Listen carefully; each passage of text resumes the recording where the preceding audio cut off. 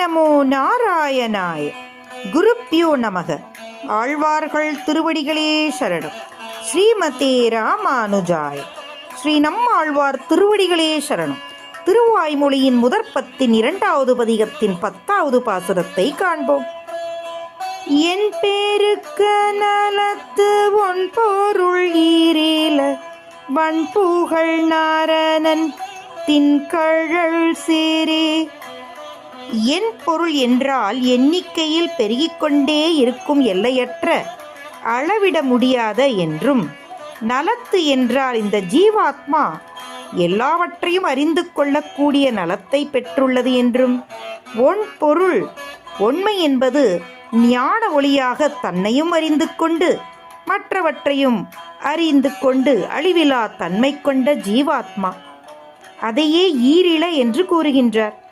இதுவரை பகவான் இறைவன் என்றே சொல்லிக் கொண்டிருந்தவர் இந்த பாசுரத்தில் அவனுடைய நாமத்தை எடுத்துரைக்கின்றார். 8 எழுத்து மந்திரத்தை நமக்கு காட்டுகின்றார். இவ்வாறு அழியா தன்மை கொண்ட சொத்துக்கெல்லாம் உரிமையாளனாகவும் முடிவில்லா மங்கள குணங்களை கொண்டவனும் எங்கும் பரவி நிற்கும் நாரணன் நாராயணன். நாரம் என்றால் அழிவில்லா ஜீவாத்மாக்கள், அயனம் என்றால் அதற்கு ஆதாரமாக இருப்பவன்.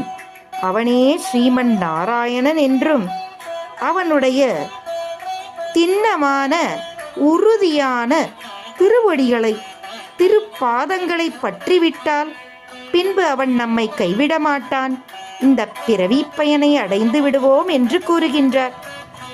நம் பிள்ளை என்ன கூறுகின்றார் என்றால், இந்த 10வது பாசுரம் 8 எழுத்து மந்திரத்தின் விளக்கம் என்றே கூறுகின்றார். ஓம் நமோ நாராயணாய. ஓமில் உள்ள பிரணவம் ஆ ஊ மா. அந்த மா என்ற எழுத்து பகவானின் அடிமை நாம் என்ற அறிவை, அந்த ஞானத்தை இந்த ஜீவாத்மாக்கு கொடுக்கின்றது. அதையே என் பெருக நலத்து என்றும், நமக மக என்றால் என்னுடையது, என் உரிமை, என் சொத்து என்பது.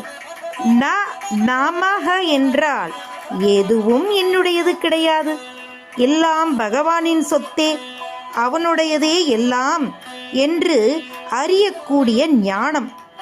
இதை அழிவில்லாத இந்த ஆத்மா பெற்றுவிடுகின்றது. அதையே ஒன் பொருள் ஈரில நாராயணாய வன்புகழ் நாரணன் தின்கழல் சேரே.